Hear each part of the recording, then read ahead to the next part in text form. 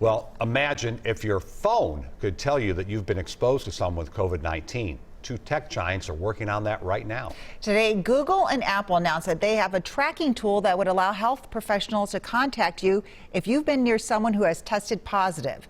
WCCO's Erin Hassanzadeh explains the risks and potential benefits before this goes public.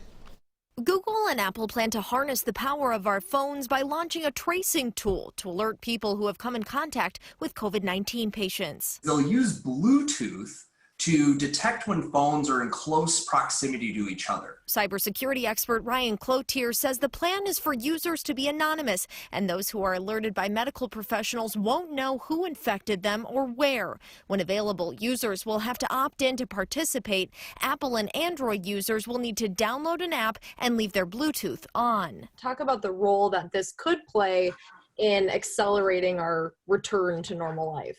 So one of the things that we've consistently heard from the doctors is that contact tracing is a critical part of how we return to normality. But there are challenges ahead with privacy, widespread access to smartphones, and security. The ACLU says it wants to ensure any contact tracing app remains voluntary and decentralized and is used only for public health purposes and only for the duration of this pandemic. Bluetooth is relatively easy to compromise. Cloutier says if your Bluetooth is on, hackers nearby can code their way into your contacts, photos, and other data. But despite those concerns, would you participate in something like this? I too am eager to get back to work, so I would use it, but I would use it with a degree of caution. Erin Hassanzadeh, WCCO 4 News.